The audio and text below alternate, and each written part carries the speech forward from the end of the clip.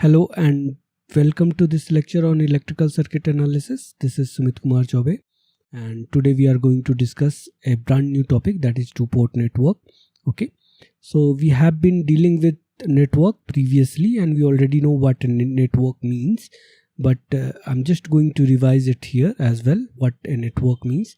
So network is basically an interconnection of two or more element, okay, of two or more circuit element. Okay, so all of us are already familiar with network, and one of the example of network can be, let's say, this resistor here. So this is a voltage divider circuit and this can be considered to be a network. Okay, you can already see it here.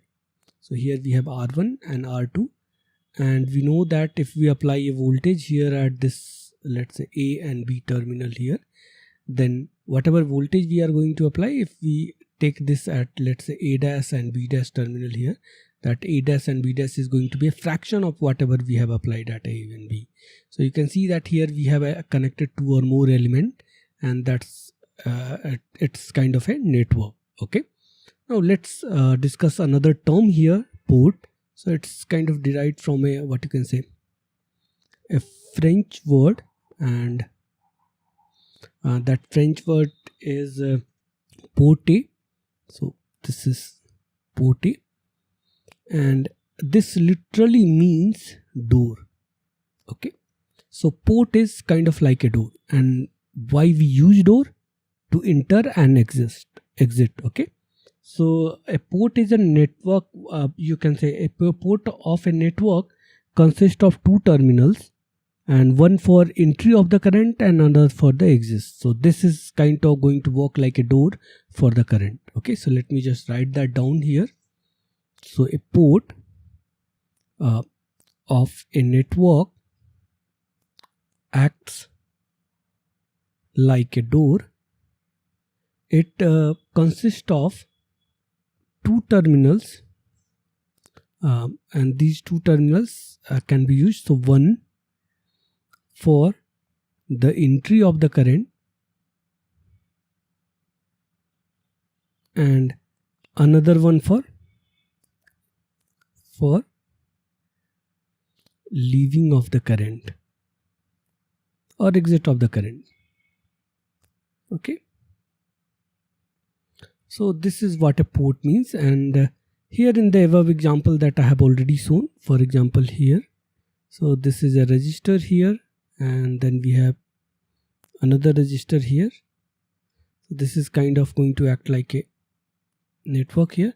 So we have two set of terminals here. So one terminal is A and another terminal is B.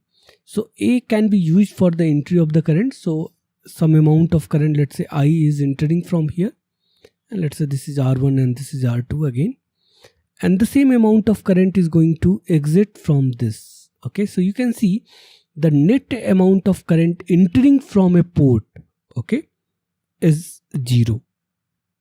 Is that clear? So this is the first thing that we are going to notice here, that the current in the two terminals of the port are equal and opposite. Equal and opposite. So net amount of current that will enter or leave the port will be equal to 0. Okay, so I hope that this point is clear to you. So this network, the example that we have taken here, so this is kind of an example you can see here, and this is a one port network because we are either, we are basically have only two pair of terminals here. But most of the devices that you will see in real life, for example, let's say an amplifier. Okay, so amplifier can be considered as a I'm not going to draw it, so let's just consider it as a box. Okay, So you will see that there are two sets of two pair of terminals here. So one pair is used for input energy and another port is used for output energy. Okay, so this is going to be a 2-port network. So this here is a 2-port network, as it has two sets of terminal. One is used for input and another is used for output. Sorry, this is the same amount of the current that is entering I1 at the first port, and I1 is the same amount of current that is leaving, and current is always entering from positive terminal, so I'm going to consider it as V1. And similarly you have I2 that is entering from the second port, and I2 is leaving here from the second terminal of the second port. And the voltage here, this is the convention. So this is the convention that we are going to use throughout this topic. So this is what we have, and this here is a 2-port network.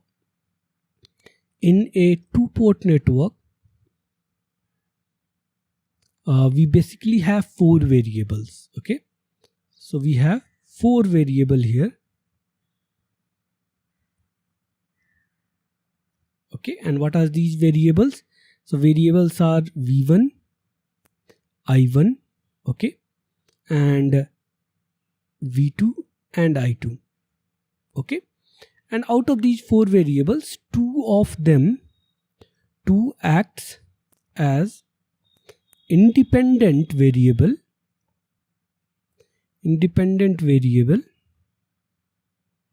and another two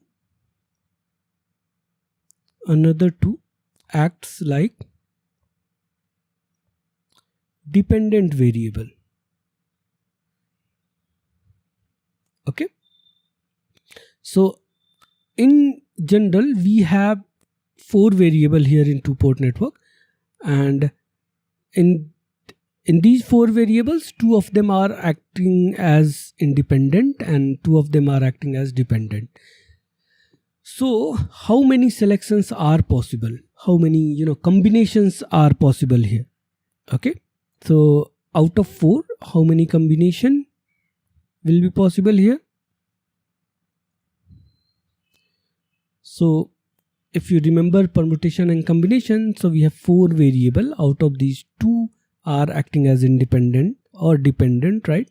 So the total number of combination is going to be 4C2, that is factorial 4, okay, divided by factorial 2 and factorial 2. So this will be equal to 24 divided by 4, and that is equal to 6.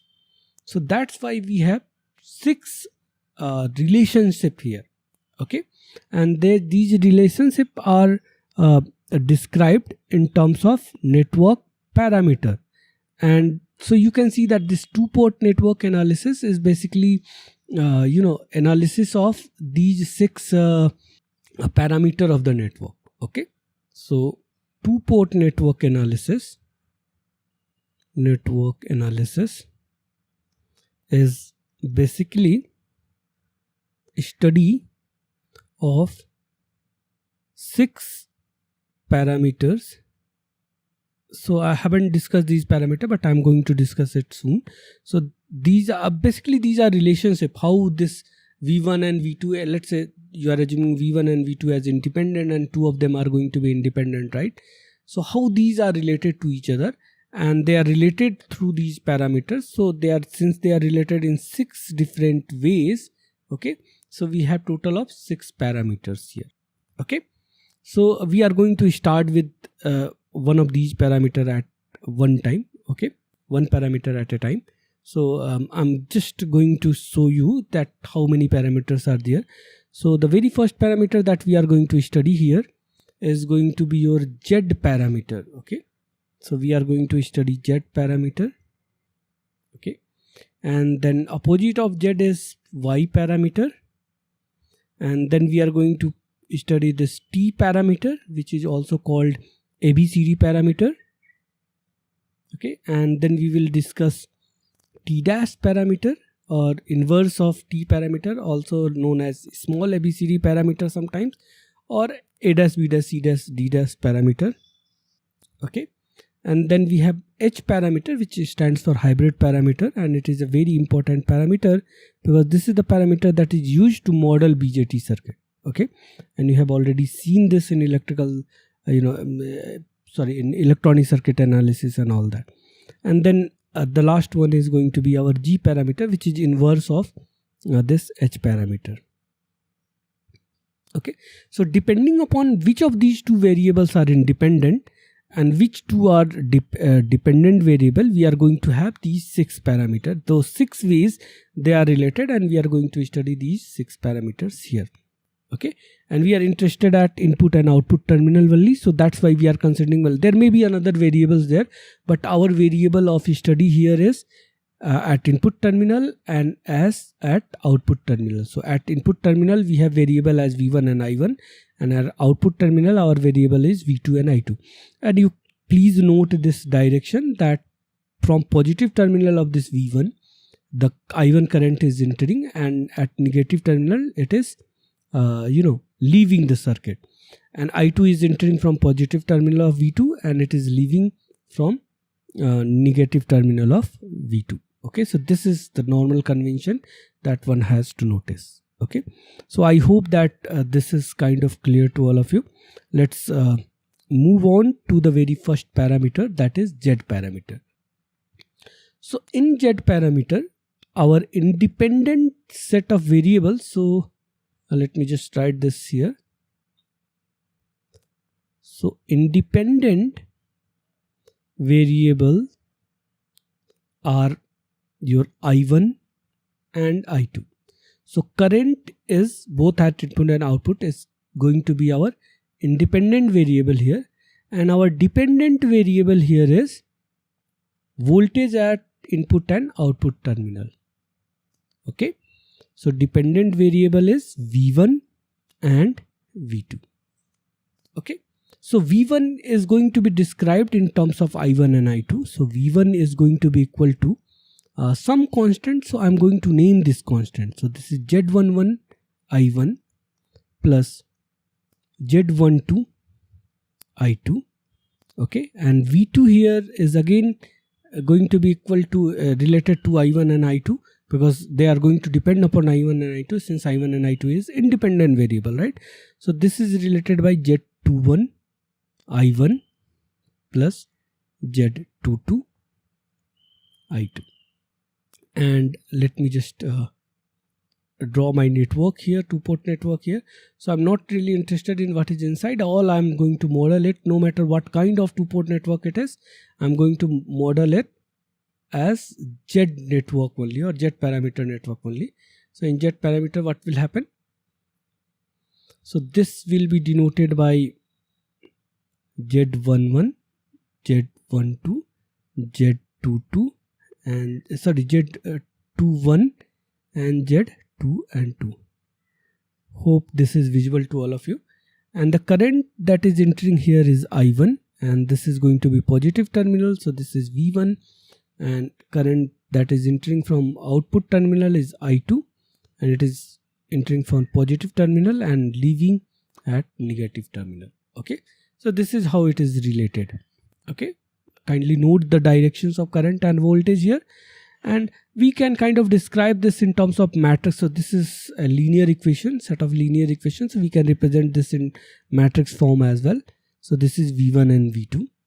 Okay, so this I can consider it as a column vector, and then I will have my matrix, that is Z11, Z12, Z21 and Z22, and here I will multiply with this with another column vector, that is our independent variable, that is I1 and I2.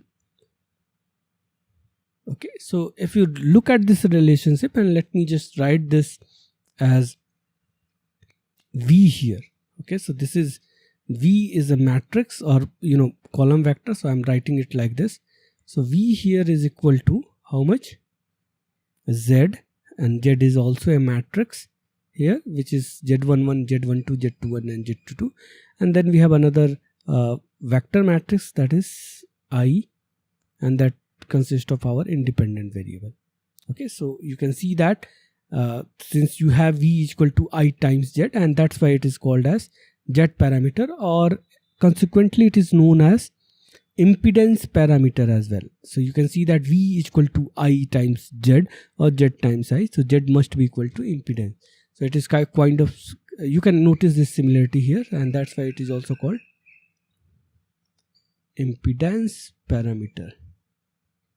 Okay, so this is also called open circuit parameter. Open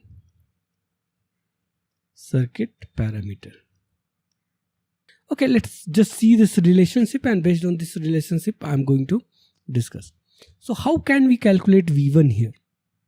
Okay, so to calculate V1, what we can do is that we can make I2 equal to, let's say, how can we calculate Z11 here? Okay, that is our goal.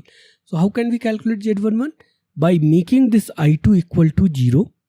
Okay, and when you make I2 equal to 0, you will have V1 equal to Z11 times I1, isn't it? Okay, and then your Z11 will be equal to V1 upon I1. So let me just do that.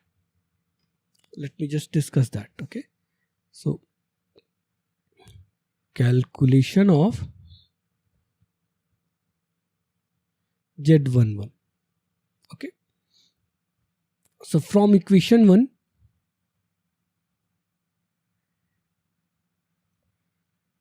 what we have is V1 is equal to Z11 times I1 plus Z12 times I2.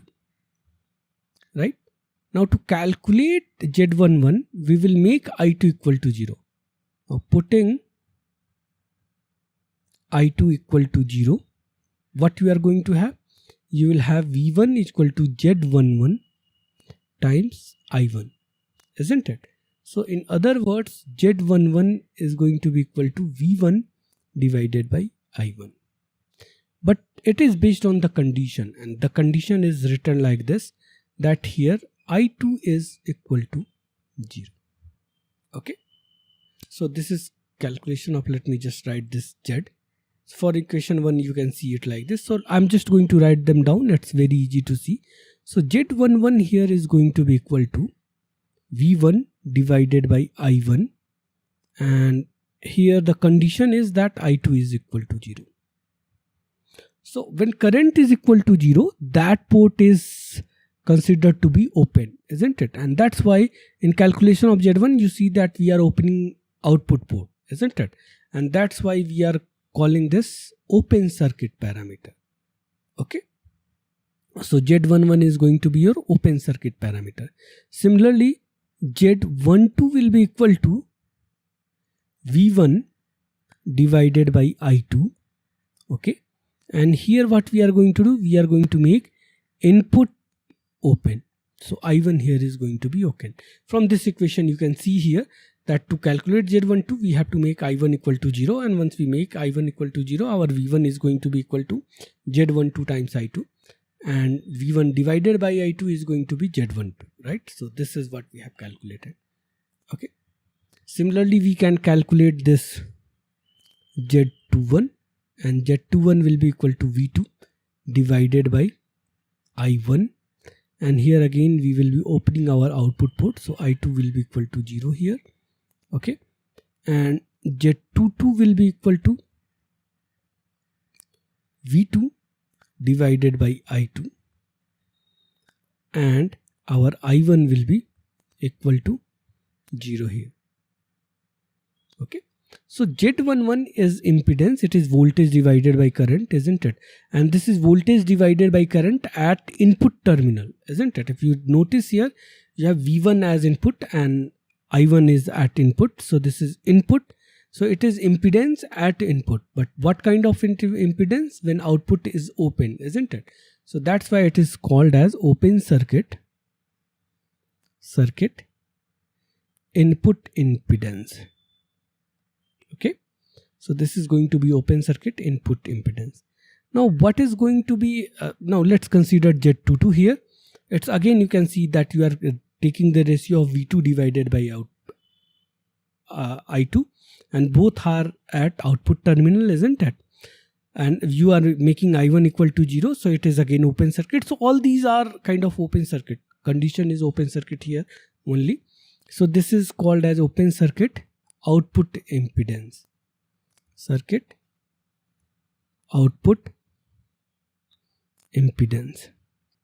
Okay, I hope that this is clear. Similarly, this Z12 is called, if you see this is input and this is kind of transfer impedance. Okay, so you are transferring input to the output. Okay, and this here is also transfer impedance. Okay, so I hope that all these points are clear. I'm going to discuss more about them in the next lecture, and then we'll one by one we will discuss all these network parameters and we will solve problem based on that. Okay, so thank you for tuning in.